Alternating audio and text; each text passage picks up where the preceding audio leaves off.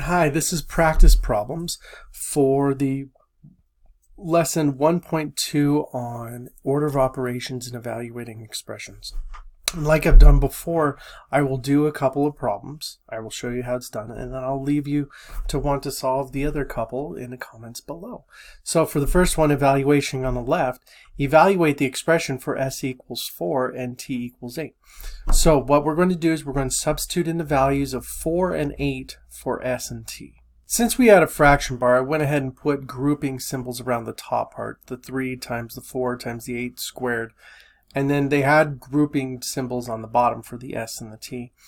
Okay, so what we're going to do is we're going to simplify as much as we can. We're going to deal with the exponents first, which probably means turning that 8 squared into 64. I'm going to move, oops, I accidentally moved it down. I'm going to move this one further down so we can work with it a little bit better. Okay, now I'm going to go ahead and multiply all of the numbers from left to right inside the two grouping symbols, and then same here with this number on the other side of the addition sign. You can do the operation 3 times 4 times 64 to get 768 for the first part, 4 times 8 to get 32, and then 6 times 4 is 24. All right, now some of you guys are like going, oh, maybe I should do 32 plus 24 because I know addition. No, you have to pay attention to the rules of order of operations. You have to go from left to right, multiply first, multiply and divide first, and then from left to right, addition and subtraction. This is where we get the 24 because 768 divided by 32 is 24. And we can simplify this down to its final answer of 48. Very nice, very clean. I want you guys to go ahead and try the bottom one and just be careful about it. Just work with it carefully and you should be fine. All right, now for real world applications, the last lesson we did in 1.1, we couldn't talk too much about the real world implications of algebraic expressions, but I want to try to bring in the real world problems for this. And one that you're going to see a lot that you do use the algebra for is calculating how much money you're going to be making for the work week. Now, if you want to calculate after taxes, you have to go do some more creative math, and I'll let you find that out at another point. Okay, but how much money are you earning for a 40-hour week if you earn $15 for each hour you work at a canoe rental shop? Okay, all right, so we want to think about it. If we think about our expression, we're going to be making $15 per hour. So for the first hour, we make $15. Second hour, we make 30.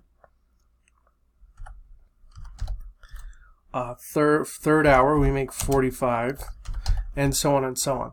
Okay, so it looks like we can kind of rewrite these as 15 times 2, and this one as 15 times 3, if we think in terms of 15s. Like, for example, this one would be 15 times 1 for the first week. So if we want to shorten it up for the 40th week, so if we want to represent the 40th week, we would actually have 15 times 40, which would be $600. Okay, so we're dealing with something like that. Now, if you'd like to figure out how many hours do you need for your rent at $1,200, I would let you go ahead and try to figure that one out. You can probably get that answer real fast and put it in the comments below. All right, that's it for practice problems with these ideas. Remember, we're using substitution for elimination, and we want to take our time when we're working with the actual problems at hand of, for example, finding the hourly, the weekly earnings that you earn at a job at whatever time you can do. Oh, another side note.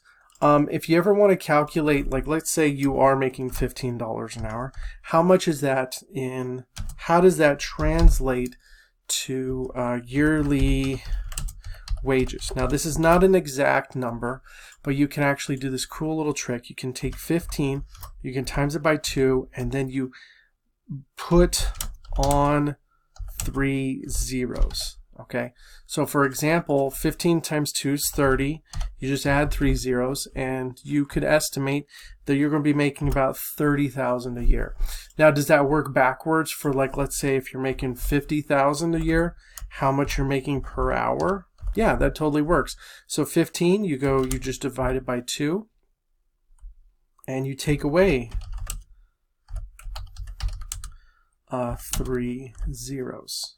Okay, So 50 divided by 2 is 25,000. 50,000 divided by 2 is 20,000. 25,000.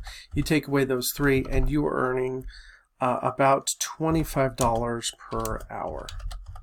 All right. Oh, and apparently I typed that up all kinds of weird. There we go. All right. Thank you guys so much and have a wonderful day, and I will talk to you next time.